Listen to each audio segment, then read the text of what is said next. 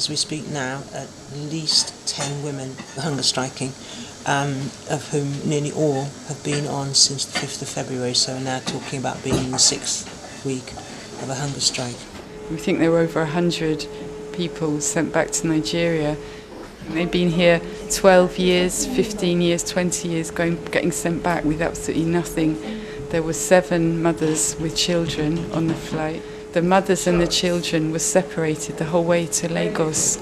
So the children were screaming and crying and only had guards to comfort them. The mothers, including a pregnant mother, was handcuffed in the flight. When they went to the toilet, the doors were kept open. So it sounded like, a flight to hell, basically. There are 3 women who are in Holloway prison. They've committed no crime, they've not been charged with anything, and yet they're being kept in prisons. The same is true for the 2 women who are being held in Bronzefield. They're just isolating and dispersing women because they know that steadily and surely the evidence about what happened on the 8th of February is being gathered by the legal teams. There is a stand to be taken and a principle to be fought for, and that principle is the right to an independent investigation and a moratorium on all the removals. So they're not deporting evidence that people have, but they're looking into properly what really happened.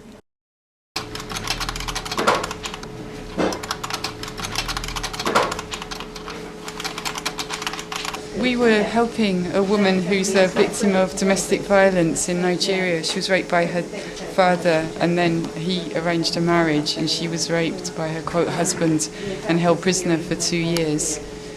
We helped her claim asylum in Yarl's, but her case was put in the fast track.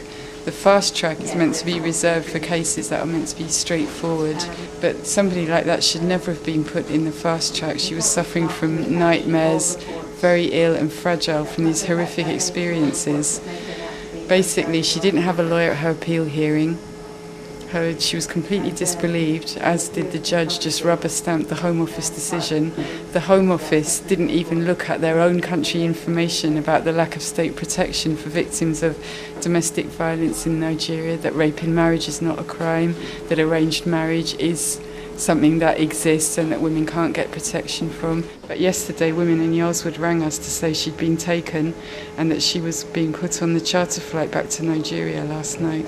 We did everything we could to try and stop her flight. We tried to get a barrister and lawyers to go and get an injunction, and in the end, out of desperation, we went to the court ourselves and tried to argue. The judge did ring us back at 7:15 and the flight was at 5:30, but basically because she had been completely disbelieved by the tribunal, he said there was nothing he could do. It's another example of how the fast track just completely steals women's rights to be able to pursue an asylum claim, and more women are just being put off from even claiming asylum because rightfully they fear that instead of getting protection they're just going to be sent straight to prison and back to the violence they fled.